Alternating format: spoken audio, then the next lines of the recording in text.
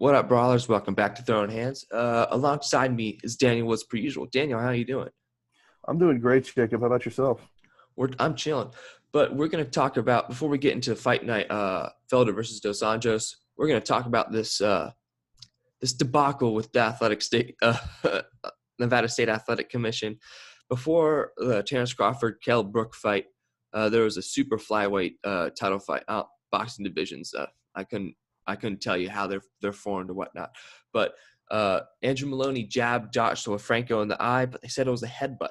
So after the second round, they stopped. They called off the fight because Franco's eye was completely swollen shut, and they reviewed for 26 minutes to find a headbutt, which there was none. If anything, there was a headbutt on the other side of his head, but they called it a no contest. Kind of screwing Maloney because he won that fight fair and square, in my opinion, and it's really sad, honestly. So, what were your thoughts?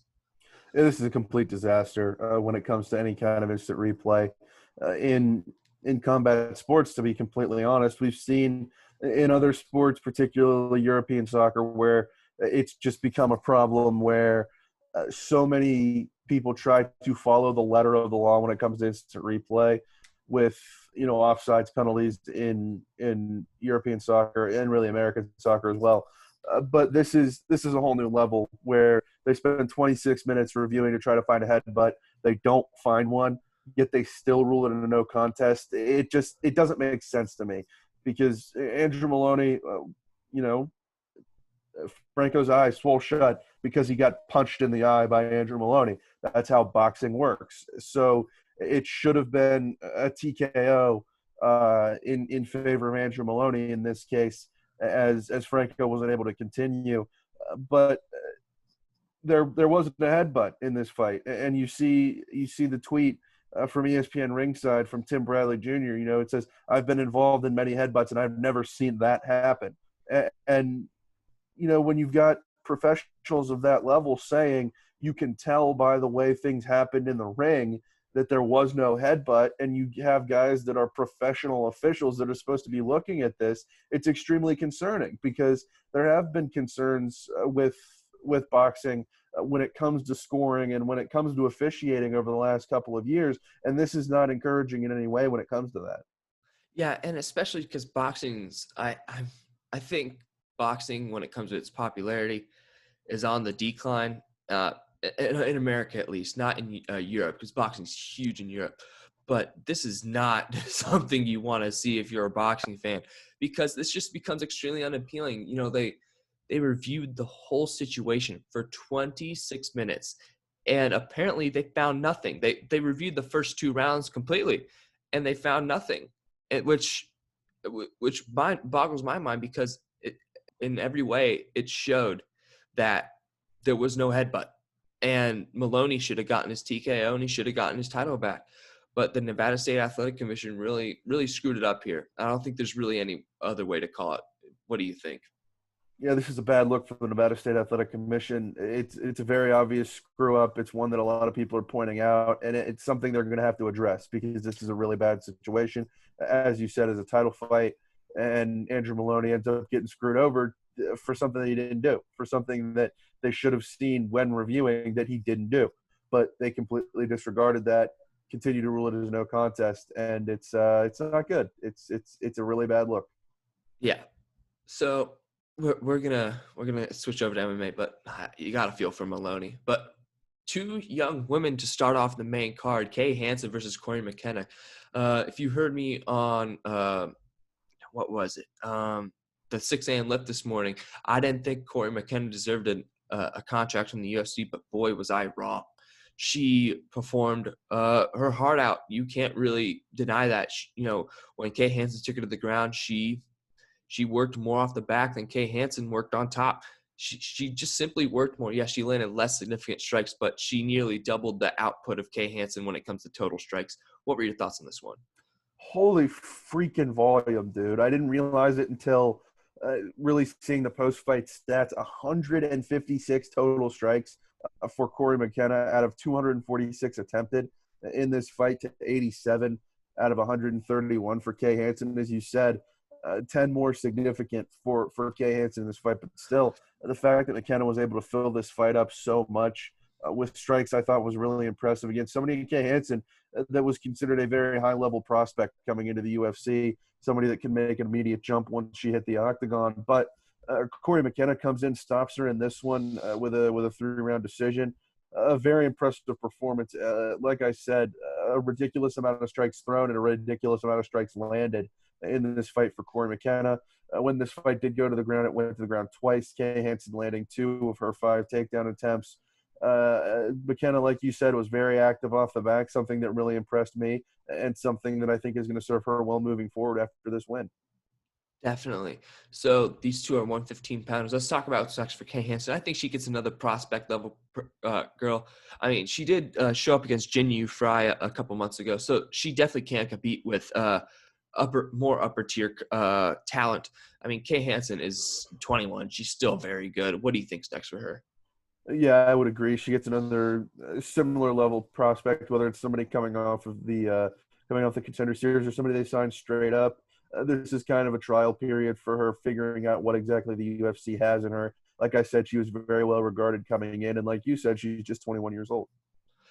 Definitely. And then when we talk about Corey McKenna, she's 21 too. I think she obviously gets a higher level of competition. Sorry, my brain wasn't working there. It's about 7 a.m. But I think we could see her get some upper level content. What do you not content competition? What do you have to say? I think she takes a step forward here. I think she was legitimately the winner of this fight. Kay Hansen quibbled, said she thought she won a couple of those rounds, but still a solid win for Corey McKenna. Like you said, not necessarily somebody that looked like they should have got a contract off the contender series, but Dana White saw something in her. She proved it here, and because of that, I don't think she takes a huge step forward, but I think she does get a step up in competition. Yeah, I don't think she's ready for the gatekeeper like Ronda Marcus yet, but after her next fight, if she wins that, I think she gets up there. All right, to the next fight. Brendan Allen versus Sean Strickland. Sean Strickland coming in on short notice. They fought at a catch weight of 195, if I'm not mistaken. And Sean Strickland, boy, does he have heavy hands. It was a very impressive TKO from Sean Strickland, especially coming after 2 weeks after his last win. So, he's coming off a weight cut still, but dang, I was impressed by Sean Strickland. But Brendan Allen's still a hot prospect, in my opinion. What were your thoughts on this? Yeah, these are two guys with some solid futures in front of him. Brendan Allen, obviously, very well regarded. He takes the loss here. Gets doubled up in terms of total strikes by Sean Strickland, who was extremely impressive. You talked about his power. There was a ton of volume that came with it, too. 106 strikes that he landed in just, a minute 33 into the second round when he knocked Brendan Allen out. That's extremely impressive. 94 significant strikes. He threw 161 strikes that were considered potentially significant, landing 94 of them. That's ridiculous volume, and it's ridiculous power coming down on somebody like Brendan Allen. There's not a lot you can do to stand up to that. Sean Strickland, obviously, like you said, not super affected by that 2-week weight cut, as he was able to just kind of beat Brendan Allen up for just over a full round and knock him out a minute 33 into the second. A very impressive performance, particularly on a short turnaround. Definitely. So when we talk about Brendan Allen, what's next for him? Personally, I think not someone coming off the contender series, but someone a couple fights in. I think if he's a middleweight, if I'm remembering correctly. So I think depending on whether someone like Marquez wins in a few weeks when he fights again, or someone like what's his face, Eric Anders, I think that's something what would be next for Brendan Allen. What do you have to say? Yeah, I think so. I think Brendan Allen gets somebody legitimate once again, and I think he's somebody they need to bring along, not necessarily slowly, but somebody they need to bring along with the opportunity to pick up a couple solid wins before really moving up in the rankings. And I think the guys you outlined there, he has the opportunity to do just that. For sure. All right. And Sean Strickland, who knows? I mean, he's been performing very well as of late. I think we could potentially see him maybe even get someone like a 15 spot. It's tough to see, but what do you have to say? I think so. I think Sean Strickland has performed very well the last couple of fights we've seen him in, both, of course, coming in the last 2 weeks. And I think he's got a legitimate chance to make something happen here. For sure. All right, to the next event. This was what the heck? This was a little boring, but Ashley Yoder just doing what she has to do to get it done. I mean, to only 26 significant strikes compared to Granger's 33, but she outlanded Granger by, come on, math, 64, if I'm not mistaken. Yes, I think I got that right. But in total strikes, 151 to 87. Impressive performance. She's 8-6 right now. What do you have to say about this fight? That's kind of the story of Ashley Yoder's career. When she's picked up wins, it's just been her doing what she needed to knock off her opponents, and she did it here again. Like you said, a very high volume striker. I think that's something we saw all night was high volume strikers having success. Ashley Yoder landed 82% of 184 strikes thrown, which is something very impressive for somebody at her level and at her standing. Within the UFC. Again, only 26 of them ended up being significant, but this was a very points-filled night, and I think that's where we saw Ashley Yoder win this fight as well. For sure. Yeah, I mean, I wouldn't consider her – I wasn't, amazed by her performance, but like you said, she just does what she needs to do in there. She doesn't try to go in and put on a show. She's not Sean O'Malley or someone like that. She goes in there and does her business, and I think that's a great way to describe her. All right. What's next for these fighters? Miranda Granger is kind of tough to tell, in my opinion. I don't know. I honestly don't know. Prospect off the Contender Series, I think. What do you have to say? I think so. I think Miranda Granger gets somebody in that realm as well. This was not. This was an interesting fight in terms of numbers. I think Ashley Yoder won it. She kind of grinded this one out, but Miranda Granger still has a place on the roster by far. Yeah, she does. And when we talk about Yoder, she's only won 2 of the last 4 and 3 of the last 5 and 3 of the last 6 with losses to Dern, Marcos, and Souza. But she's in I think she's a gatekeeper for these prospects coming up. I think that's a solid place for her on this roster, and I think that's where she'll stay on this roster unless she shows us something. What do you have to say? Yeah, I think so. I don't see much changing. She gets some up and comers. She's sort of a stiff first test for them, and from there, you see what happens. But like I said, I think she kind of sticks around where she is now. Definitely. All right, to the co-main event. Not much to talk about here, but Chaos Williams. He hits you with a couple leg kicks, feints, and then boom, straight right hand. And Abdul Razak Al Hassan was out on the ground. He was out there on the ground for a while. He Al Hassan. So what do you have to say about Chaos's knockout? Yeah, there's not much to say about it. Just a straight right directly in the face, and it put down Al Hassan in 31 seconds. Williams looked very athletic, looked very powerful, and he comes right in and finishes Al Hassan extremely quickly. Came in as a plus 175 underdog, so not a huge split in terms of odds here, but still a big win for the underdog Chaos Williams, and he did it in a very impressive play. Just like I said, right directly on the nose, and he flattens Al Hassan with that one. So as impressive.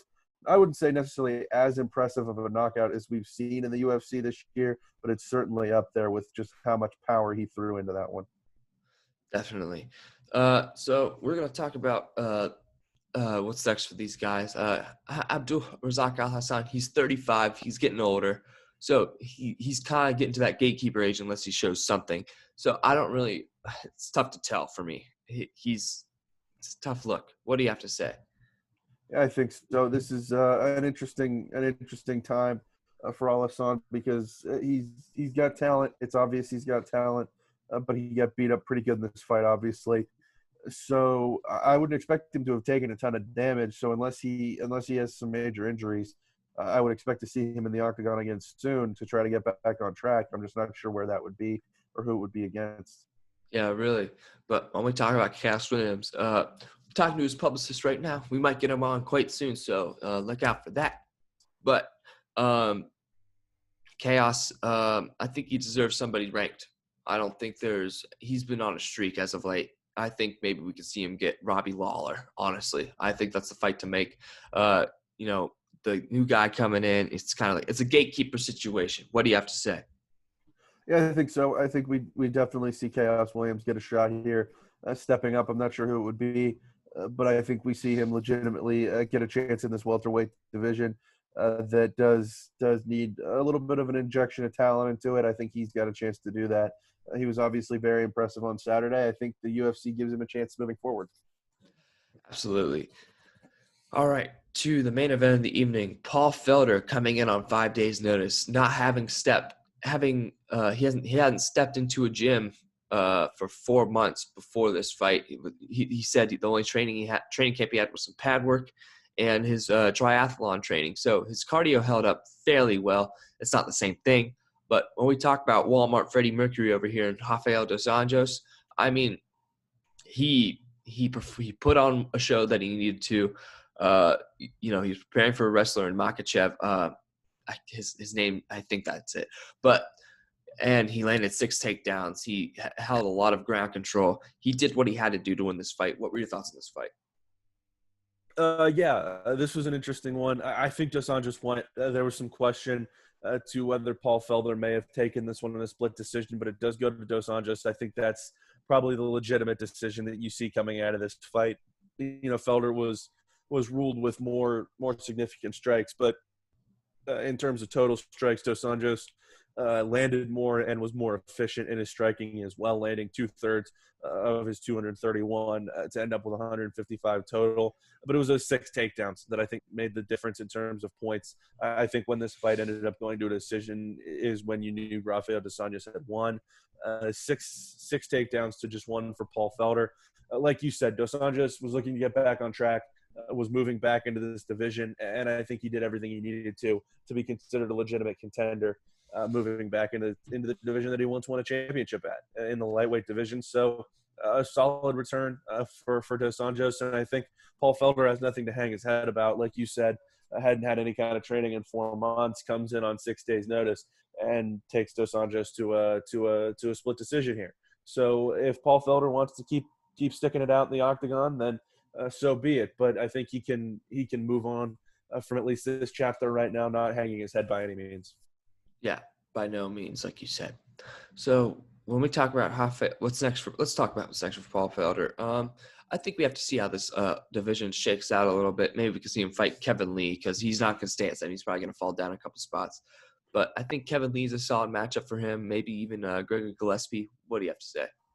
Yeah, there's certainly a place for Paul Felder to pick up somebody else in the top 50. I think Kevin Lee is a very interesting proposition, or Gillespie. Either one of those would be solid fights. Either one of those guys have some pretty serious experience and are looking for somebody that they can take on to try to move up in the rankings. So Kevin Lee, Gregor Gillespie, I think both would be solid matchups. Definitely. Oh, excuse me, guys. But when we talk about RDA, I think Dan Hooker's the fight to make, in my opinion. I think he's available. Or Tony Ferguson wants to fight Michael Chandler. Justin Gaethje just fought. Poirier and McGregor are going to fight. Charles Oliveira, I don't know what his situation is in Brazil, but I think Hooker's the fight to make. I think that's fireworks. I'd watch that fight in a heartbeat. What do you have to say? Yeah, so I think that's potentially what you'll see next with Rafael dos Anjos taking on Dan Hooker. I think that is a step up, but I think it's one he's ready for. Interestingly enough, Dos Anjos, after the fight, called out Conor McGregor, which hopefully we're not getting back to the days of every fighter who is even remotely close to Conor McGregor in weight calling him out after a fight. But nonetheless, that's what we saw out of Rafael dos Anjos. They were scheduled to fight several years ago. It ended up not happening. And Dustin Poirier and McGregor are obviously going to go at it at UFC 257 for the vacant title in the main event, January 23rd. So could we get Dos Anjos McGregor further down the line? Potentially. That was scheduled to happen back in 2016 when Dos Anjos was holding the lightweight title, and it obviously never happened. There was some very intense press, but Dos Anjos bowed out of that fight after breaking his foot. So I would like to see at some point Conor McGregor versus Rafael dos Anjos. I don't think it's going to be the next fight for either guy, obviously, with McGregor set to take on Dustin Poirier for the title. But I think if Dos Anjos can pick up another win, that's certainly a fight that would make a lot of money and certainly one that would be very interesting as a main event. Well said there, Daniel. I'm not even going to add anything to that. But let's talk about some news. There's lots to talk about. ESPN released their list of the top 25 under 25. Crute is number 1. Shabazian is number 2. And at number 3 is Song Yadong. And then 4 Pico, 5 Allen, 6 Barber. You know, the list keeps going on and on. When it comes to podcasts, people use Salah as ranked 21. Kay Hansen at 14. Lots of a couple of Nurmagomedovs, but lots of very good prospects. I don't know if you saw the list, but what were your thoughts? And Sage Northcutt at 25. I think it's a pretty solid list. The fact that Sage Northcutt's still under the age of 25 is ridiculous. But Jimmy Crute at number 1 is, I think, very legitimate. He's looked very good this year. Has been very impressive on his way up. And I think it's another testament to what's coming out of Australia and New Zealand in the world of mixed martial arts. You've obviously got a couple champions in Israel Adesanya and Alexander Volkanovski, and now you've got potentially the top prospect in the sport as well. So I think him taking a step forward, jumping up into that number 1 spot is legitimate. He looked so good back in October against Modestas Bukauskas, and I think he's got a legitimate shot to keep moving up through the rest of 2020 and into 2021. And then Edmund Shabazian and number 2, I think, is legitimate as well. Obviously came up as a protege of Ronda Rousey in that same training program. I think he's got a huge future at 185 at middleweight. He's obviously lost his last fight to Derek Brunson, kind of got pushed to that main event level, maybe a little bit too quickly. So Shabazian at 11-1 has a chance to make some things happen. But as you continue through the top 25, I mean, you have Brendan Allen, who fought this past Saturday, coming in at number 5. Macy Barber's been around for quite a while, coming off an injury now, looking to get back into the octagon. Like you said, a couple of Nurmagomedovs, the highest ranked there being Umar. It's a solid list. It's a legitimate list, I think, and I think it just goes to show the depth of talent in the UFC and even outside of it, because of the level of guys you've got in Bellator and the level of guys you've got even on regional circuits that are getting picked up for this top 25 list. I think it's very interesting to see where certain people are being put, see where certain people are ranked over top of one another based on promotion. So there's some very talented fighters here. Jimmy Crute, I think, is legitimate number 1. Edmund Shabazian, I think, is a legitimate number 2. You can quibble the further down you go, but I think this is a very solid top 25. Definitely. I think there's a lot of potential on that list. So I'm excited to see how they turn out in the next 4 or 5 years. To some news. Verdum has signed with the PFL, citing that he wants to fight 4 or 5 times a year. I don't think that's a good idea if you're 41 like he is. But, hey, he's more than 41. He's like 44. But, hey, good on Verdum. What were your thoughts when you saw this? I'm convinced that Fabricio Verdum wants to die in a cage after seeing this, because if you're 43 years old and you're looking to fight, 4 to 5 times a year, that's not healthy. That's not a healthy mindset. This man's fought professionally 34 times, and he wants to fight 4 to 5 times a year at the age of 43. That just doesn't make sense. I'm sorry, but it doesn't. Like, reevaluate your priorities, because I get that the thrill of fighting is so hard to give up, but if you're Fabricio Verdum, what have you not accomplished as a heavyweight in the world of mixed martial arts? You're a former UFC heavyweight champion. That's the pinnacle of the sport. I don't know what else you're looking for, but fighting 4 to 5 times a year in the PFL is not going to do it, dude. So, I mean, he's got a family. I would like to think that he would, consider them in this sort of situation. But come on, man. You're 43 years old. Like, what are we doing? Yeah, it's a problem. I don't exactly agree with it, but hey, it's his life. If he wants to get knocked out, go ahead, get knocked out. But That's the thing. Like if he was fighting at a particularly high level before this situation, that's fine. But he's lost 2 out of his last 3. Yeah, he beat Alexander Gustafsson, but that was a situation where Alexander Gustafsson was moving up in weight class. You never know what's going to happen there. He's lost 2 of his last 3. So he's a great fighter. He's a great fighter. I just don't necessarily agree with the fact that he wants to fight 4 to 5 times a year. That just doesn't really make sense to me at the age of 43. Yeah, and that doesn't come together for me, man. But let's talk about Jussier Formiga, released by UFC. He lost his last 3. His last one coming up against Davison Figueiredo last year. Around mid-year, if I'm remembering correctly. What were your thoughts on that? Formiga's getting older, and they need to figure some things out with that flyweight division. You would like to see them keep a guy of his talent level around, just because how thin that division is. But there was really nothing left for him to really do in terms of stepping up.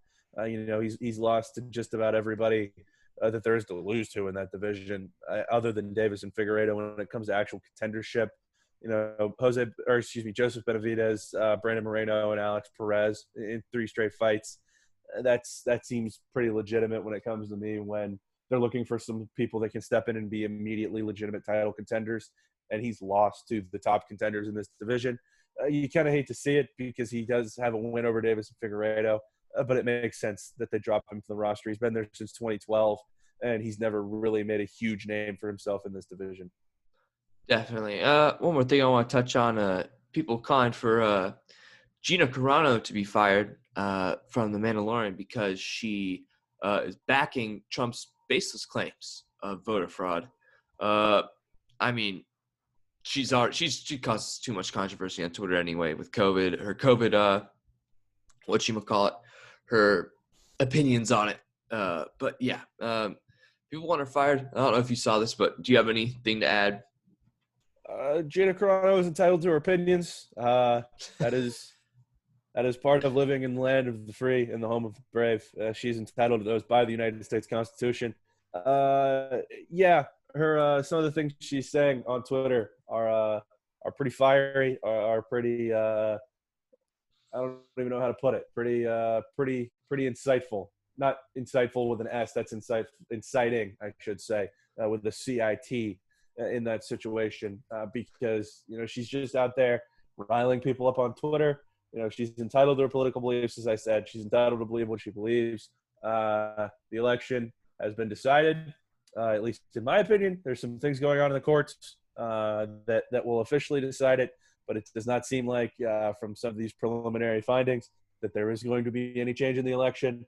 Gina Carano obviously believes differently from me.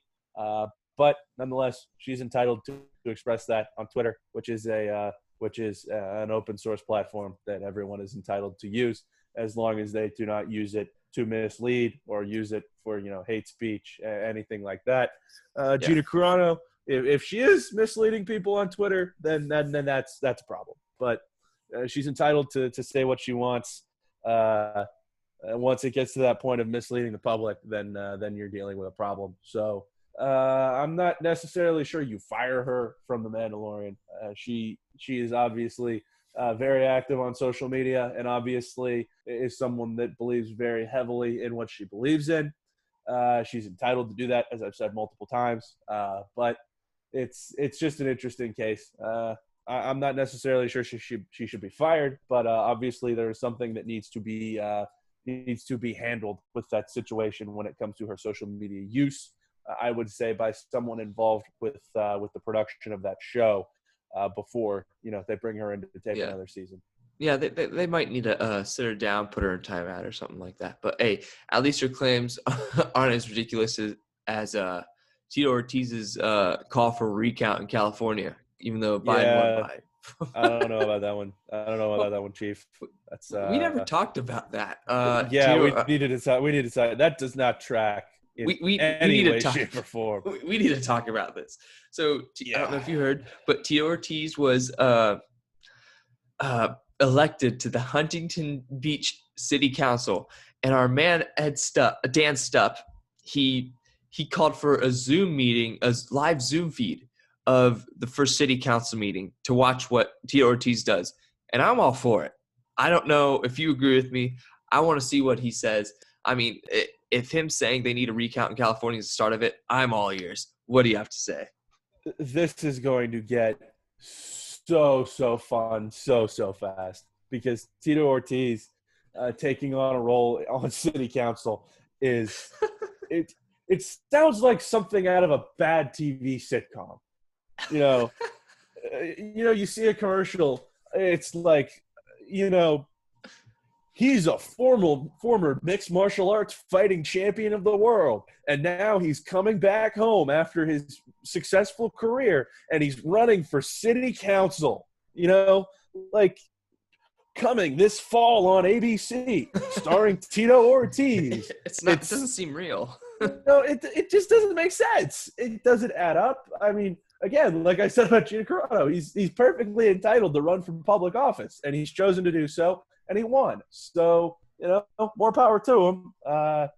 Calling for a recount in California doesn't make a whole lot of sense, but more power to him. He's obviously sees something in his community that he wants to improve, and he's doing it through political office and through political action. So, more power to Tito Ortiz. Good luck moving forward. Yeah, I mean, I'll give it to him. He won an election, but if he's calling for a recount in California, he needs to seriously reconsider his place on that city council. But I think that's a good place to wrap it up. Do you have anything else? I got nothing for you. All right, that was a good one. Thank you for coming back on, Daniel. Absolutely. All right, and we'll see you guys next time.